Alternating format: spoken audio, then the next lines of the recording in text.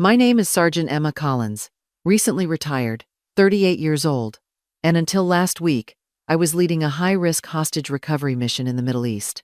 48 hours ago, I was on a C-17 transport jet, bruised, bloodied, and alive, only to be told by command that I was ordered to take a break and attend a family wedding. I didn't want to come. I'd spent years avoiding family gatherings because pretending everything was fine exhausted me more than combat. But when my younger sister Rachel asked me to be there, in that gentle, pleading voice only she could use, I said yes, even though I knew what was waiting for me. Back home, I've always been the odd one. Rachel is the golden child.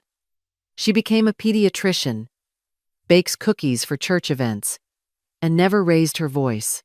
I enlisted at 19, served 4 tours, and broke my collarbone twice.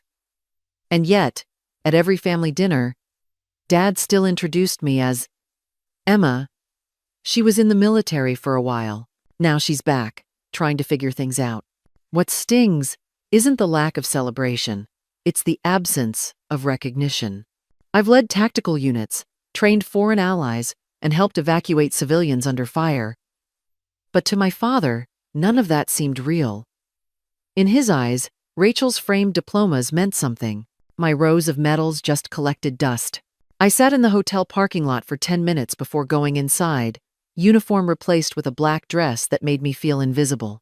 That's the thing about family. No matter what you accomplish out in the world, they remember you as the awkward teenager who once failed her driver's test. I thought maybe this time would be different. I thought maybe being home, after everything I'd done, would mean something. It didn't. Not at first. And definitely not during that speech. But that's the thing about underestimating someone. You never see them coming until it's too late. Growing up, Rachel was the sun, and I was the storm. She got the ballet recitals, the birthday banners, and the easy praise. I got warnings, raised eyebrows, and, "Why can't you be more like your sister?" I wasn't rebellious in the way most people think.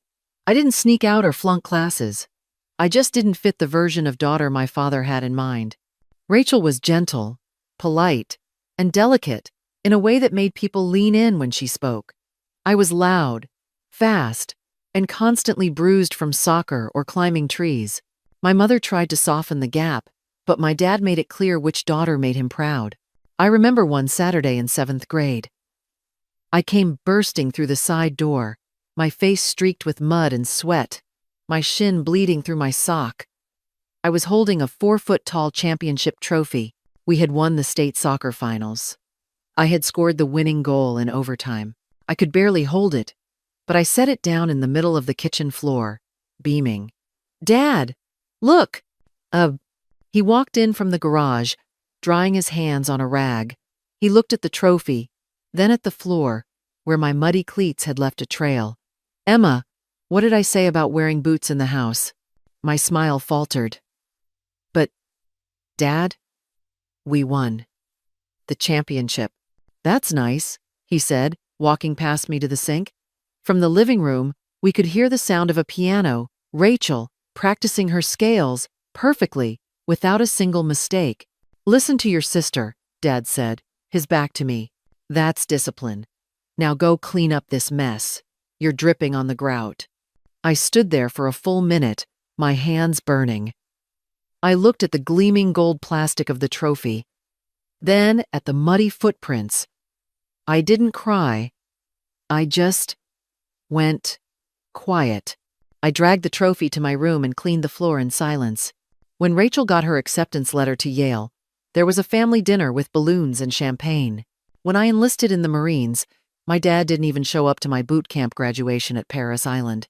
I remember standing on that parade deck, straight and proud in my dress blues, scanning the packed bleachers for a face that wasn't there. My stomach felt hollow, but my spine was rigid. I wouldn't let them see it. Later that night, I called home. He told me on the phone that the military was a phase I'd grow out of, and that I was just chasing attention. Every accomplishment I earned felt like it was stamped with invisible ink around him. I could run a tactical op blindfolded, but he still introduced me as the one who never finished college. No matter how many medals I pinned or missions I completed, he only saw the gaps, never the grit. The worst part was how natural it all felt to them. At every holiday gathering, Rachel would share updates about her clinic, and everyone would beam like they were looking at royalty. When someone asked what I did, I'd start to answer, "Well, last month in," but Dad would cut in with, "Emma's taking some time off these days. Right, honey?" It's strange how silence can hurt more than words. They never called me a failure, not directly. But the way they talked around my life made it feel small. I remember coming home after a grueling deployment in Kandahar. We had lost 2 guys in my unit, and I'd spent the last 36 hours coordinating the medevac under sporadic fire. I was hollowed out, exhausted, my hands still having the faint tremor I always get after an op. I walked into a family barbecue. Rachel was showing off her new patio furniture. I sat down, and my mother handed me a paper plate. I brought out a gift, a hand-woven blanket made by an Afghan woman whose family we had rescued from a firefight. I tried to tell the story. "This woman, she gave this to me," I started, my voice sounding rough. We had just pulled her and her kids out of a building. Rachel took the blanket, smiled politely. "Oh, Emma, it's so rustic." She folded it and placed it on a chair, where it was immediately forgotten. Dad barely glanced at it. He was busy at the grill. "Emma," he called over, "did you ever get that check engine light looked at on your car? Needs an oil change." I just stared at my plate. I had just come from a place where every second was life or death, and he was asking about my oil change. I learned to tuck these moments behind my ribs and keep walking. I think deep down I always hoped he'd see me. Not the version in his head, but the real me. The daughter who kept going, even when it hurt. The one who signed up not to escape, but to serve. Rachel once told me, "You don't have to prove anything," and maybe she meant well, but when your own father looks through you like you're unfinished, every day starts to feel like a test you never studied for. I didn't join the Marines to earn his love.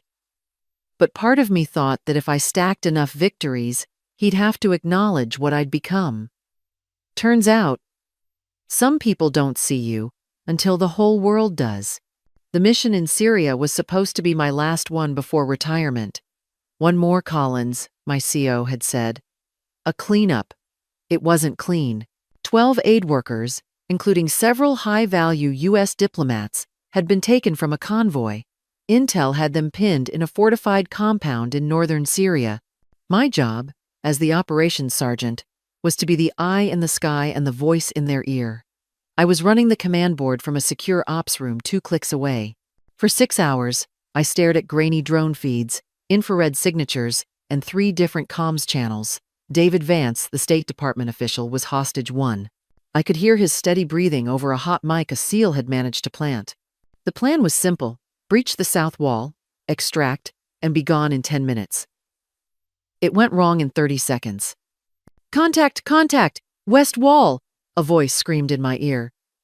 The drone feed showed 3 trucks with heavy machine guns lighting up the breach team. They were pinned down. "Viper 1 is hit. I repeat, Viper 1 is down." The room went cold. My CO, a nervous captain, was staring at the map, frozen. "What do we do, Sergeant? What's the protocol?" I didn't look at him.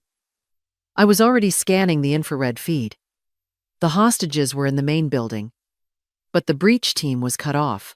"Forget the protocol," I said, my voice flat. I toggled my mic to the team's channel. "Viper 3, this is Havoc. I see you. Pop smoke on your position. Now." "We're pinned, Havoc. We can't move." "Pop smoke," I ordered again. "I'm giving you a new exit. There's a drainage tunnel, 40 meters to your east. The IR feed shows it's clear. It will take you under the west wall and into the compound." "That's a kill zone, Sergeant." My CO hissed at me. "It's not on the plan." "The plan is shot," I snapped back, not taking my eyes off the screen. "Trust my read, sir, or we lose them all." I switched back to the team. "Viper, I am your eye. Move on my mark. 3, 2, 1. Move." For the next 4 minutes, I was the only thing holding them together. I guided them foot by foot through the smoke, using the heat signatures to call out enemy positions. 2 shooters, second floor window, on your left. Engage. I heard the thwack-thwack of suppressed rifles. Targets down. Move. Havoc. A new voice came on the line, shaky.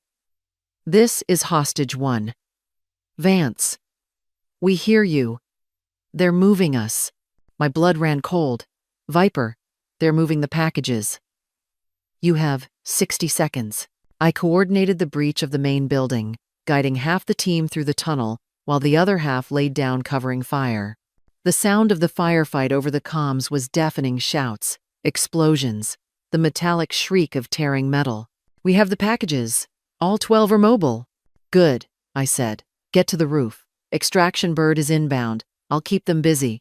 I diverted the last of our drone support to the compound's main gate, firing its remaining missile at an armored vehicle, creating a diversion. Havoc. Vance's voice came again, breathless as they ran. We're not going to make it. Yes, you are, I said, my voice a steel rod. You are 30 seconds from home. Stay with me. Do not stop. I watched the tiny green figures pile onto the helicopter. Wheels up, the pilot said. I sat back in my chair, my entire uniform soaked in sweat. The CO was just staring at me, his mouth open. 48 hours later, I was on that C-17. David Vance, the diplomat, was sitting across from me, a medic stitching up a gash on his arm. He was dazed, covered in dust, but alive. He just looked at me.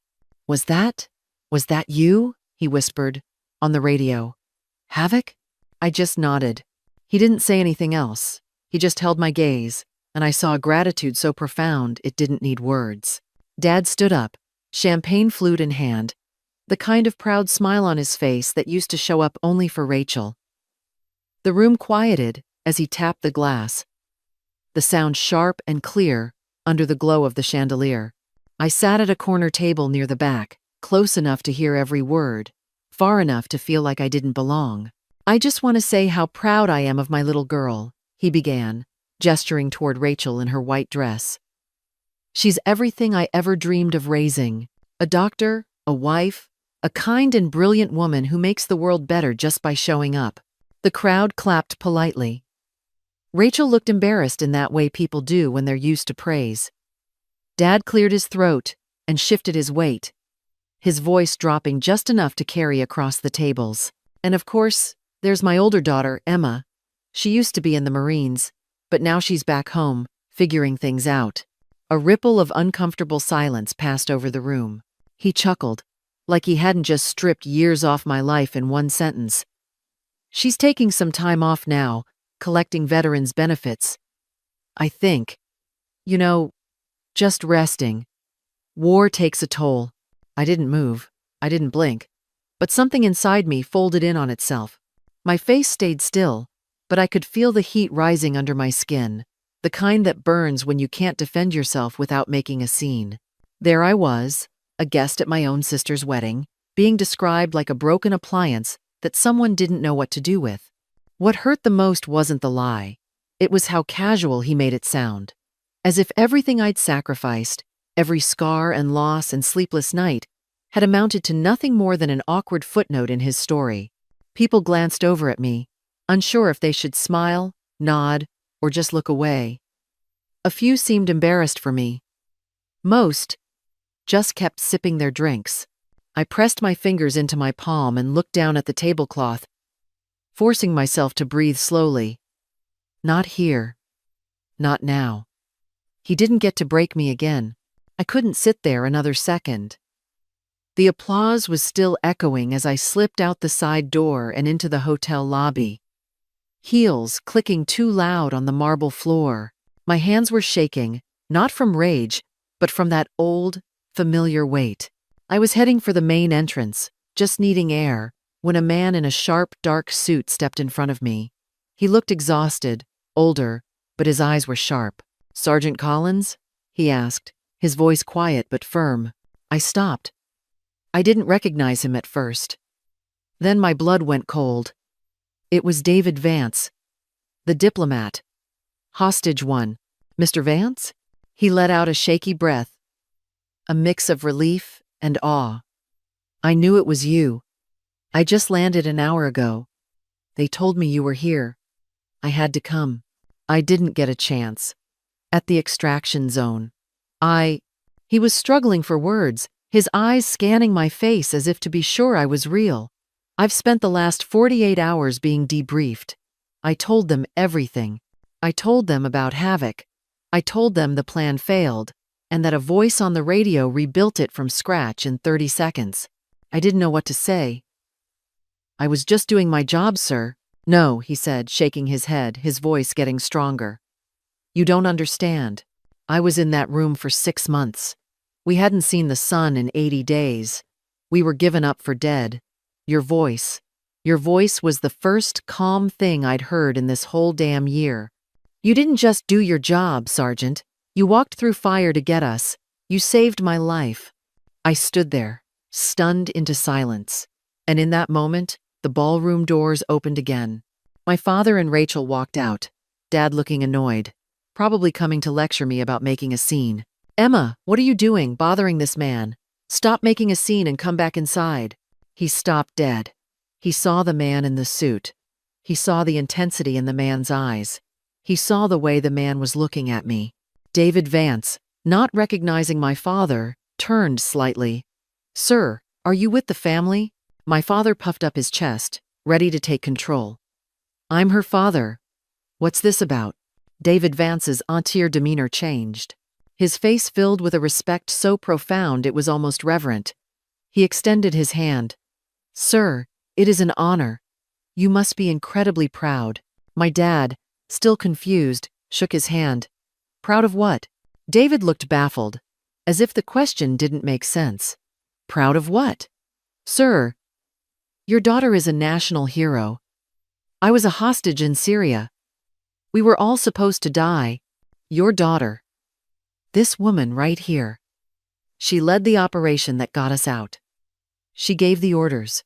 She saved 12 American lives, including mine. He turned back to me, his voice thick with emotion. She's the reason I'm alive to see my own family again.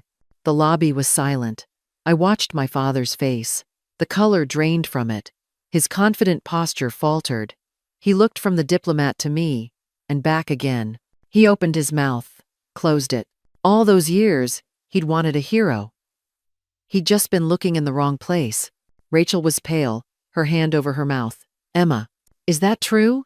I just looked at my father. I didn't need to say a word. The man I just rescued had said it all for me. Dad finally found his voice, small, almost broken. Emma, I didn't know. I stopped him. No, I said, my voice steady. You didn't look. I turned back to Mr. Vance. Sir, thank you for coming. It's an honor to finally meet you in person. He nodded, grasping my hand. The honor is all mine, Sergeant. The President wants to thank you personally on Monday. I didn't wait for my father to say anything else. I walked past him, out the front doors, and into the cool night air. I felt lighter, like something I'd been carrying for years had finally been set down. At my car, I checked my phone. A new message lit up the screen. Collins. POTUS wants a full sit-down on Monday. Oval Office.